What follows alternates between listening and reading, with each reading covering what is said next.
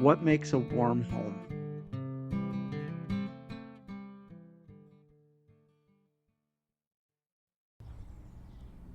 Entry 2. Strawberries. Stepping out of the car, the bright, dazzling sun hits my face, warming me after the cool morning breezes that danced through the car as we drove with the windows down. The smell of freshly tilled soil fills the air, mingling with a subtle sweetness that drifts into my nostrils. I turn to see a white canopy tent with two tables underneath it. Two young women, clearly hired help, sit behind them, assisting a young family with three kids who laugh and play tag while waiting for their dad to finish.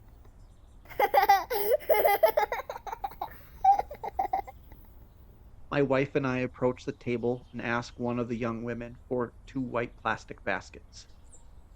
Enjoying the morning stroll, we set off down the side of the field, looking out over row after row of small green plants divided by narrow aisles.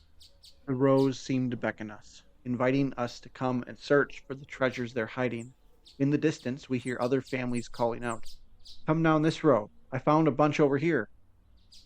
After a short walk, we find ourselves alone. We turn and walk down a straw covered row toward the middle aisle. As we reach it, I catch a glimpse of what we came for.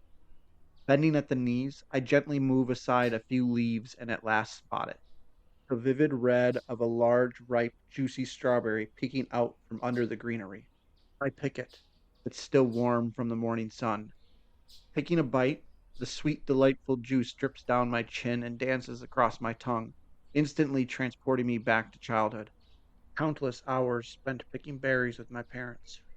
My wife and I move across to the next row and begin picking. Working our way down, each plant offers a new opportunity to find the precious berries that will become the delicious jam I'll use in my lunches. The soft earth gives way beneath my knees as I press into the ground, moving slowly down the row.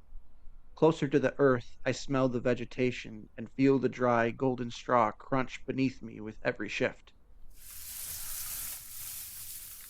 The sun warms our backs as we labor. Beads of sweat begin to trickle down the side of my face. But I relish the work, knowing that later we'll enjoy homemade strawberry sauce over a bed of creamy, cold vanilla ice cream. Slowly, our baskets begin to fill, berry by berry, inch by inch, as we crawl our way down the row. My wife, excited, stands up and asks, "Should I go get two more baskets for us?"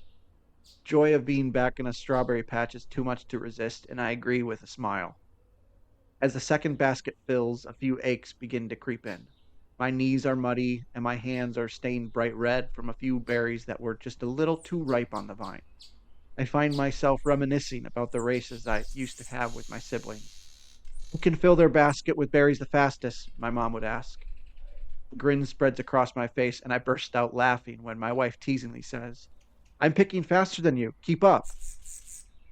We finish the row and turn into the next, continuing our treasure hunt until our baskets are brimming with berries. Pleased with our haul, we stand and stretch, reaching toward a blue, cloudless sky. Carefully, so as not to spill a single berry, we carry our overflowing baskets back across the field to the canopy. The young woman helps us bag our fresh produce, and with our arms full and happy hearts, we climb back into the car. I can't help but smile thinking about the work ahead, washing, sorting, and preserving the fruit. But it's the good kind of work, the kind that lingers sweetly, like strawberries in the sun. Thank you for listening to What Makes a Warm Home. I will be publishing a new audio journal every week on Wednesday at noon. If you enjoyed this audio journal, I would appreciate it if you hit subscribe or left a review. I also publish this audio journal on Spotify. Warm Home Brands can be found on social media on Facebook and Instagram. I also have an Etsy where I sell my line of scented candles to bring some warmth to people's homes.